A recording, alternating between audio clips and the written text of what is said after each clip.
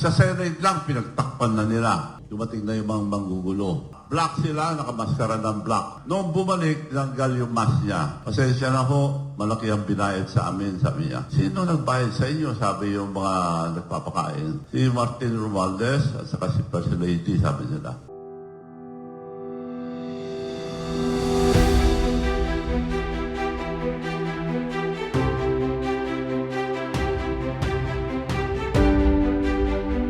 Korupsyon ay isang kanser ng ating bayan. Hindi yan mababago hanggat tayong mga Pilipino ay di magkaisa para sa tunay na pagbabago.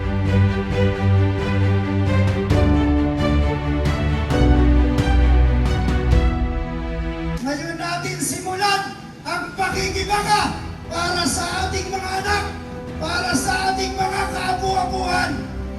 Hahayaan na lang po ba natin na kunin nila ang kaban ng bayan?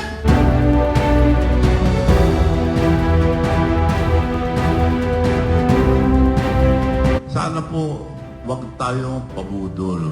Parang ginagago na tayo mga Pilipino. Wala po mangyayari sa mga rally-rally. Kasi kanya-kanyang agenda.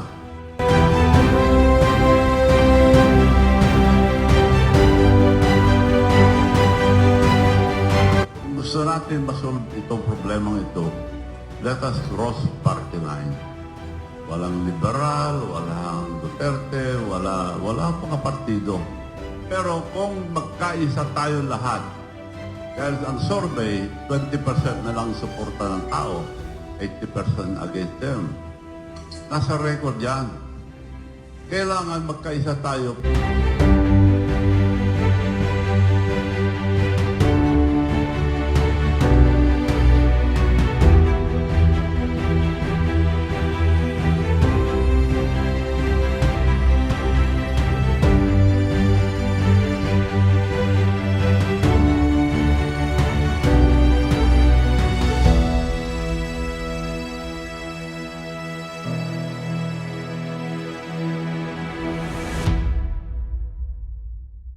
Sa Senate lang, pinagtakpan na nila.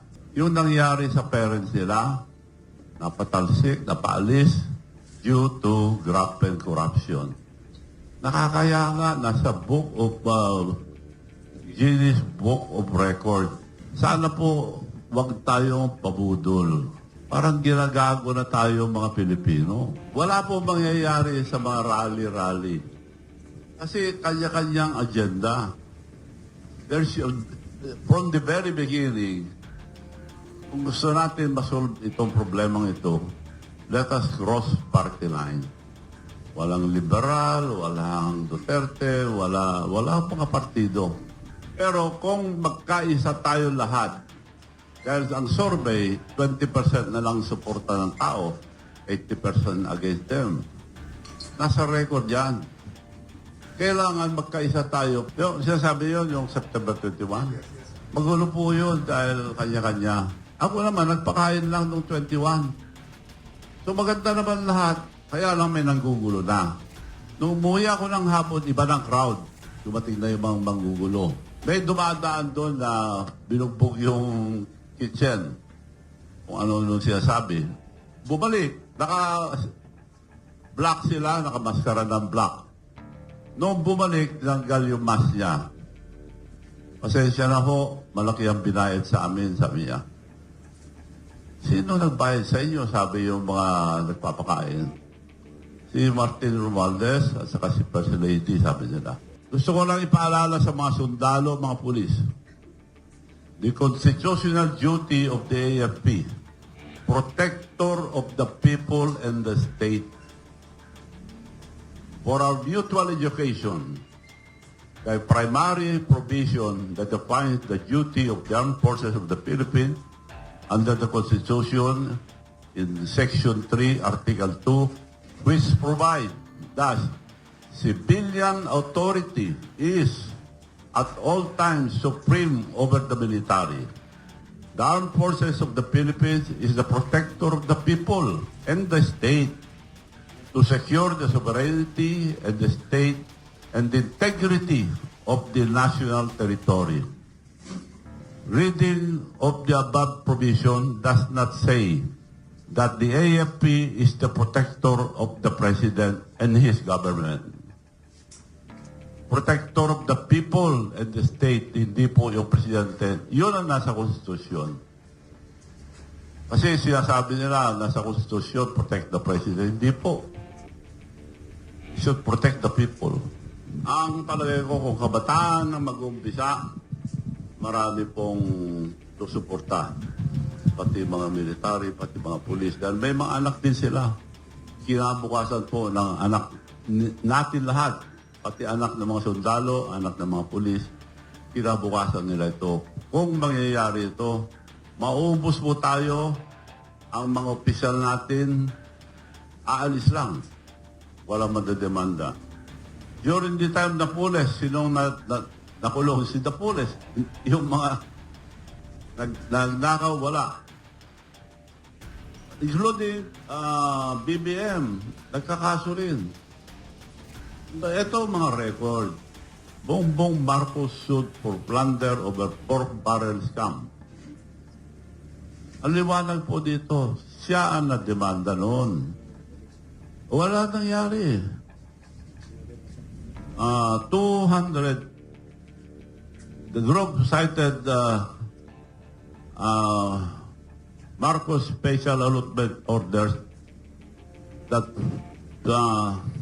panel 205 million of Marcos paid up to the following bogus foundation, Social Development Program of Farmers, Foundation, SDFFI, the President who is. At nandito lahat yung mga ginamit niyang mga fake na organization. Pinunduhan ng 205 million. Ano nangyari? Wala ho. Kinulong yung ngayon.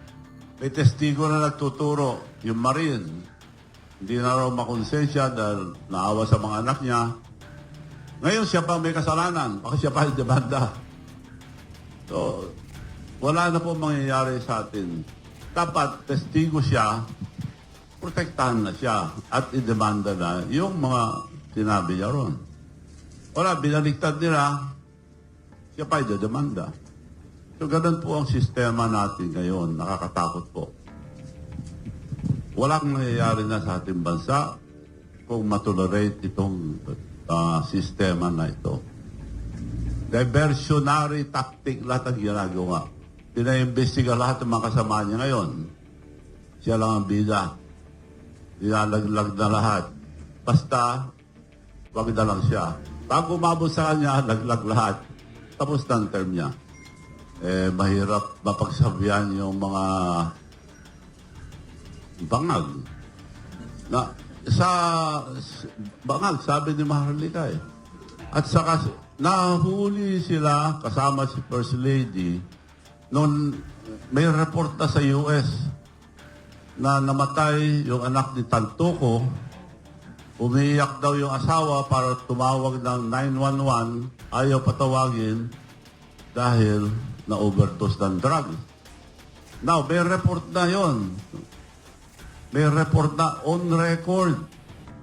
12 hours after sa report, bawal po yon. It's against the law sa US.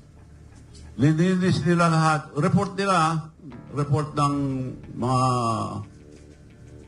US. 12 hours, lininis nila lahat, pero nagkalat pa rin daw ang cocaine. Galing po sa Amerika yung report na yan. So, meaning, talagang may nagda-drug sa kanila. Kasi nag-cocaine. So, paano sila mamumuno sa ating bansa kung matolerate ito?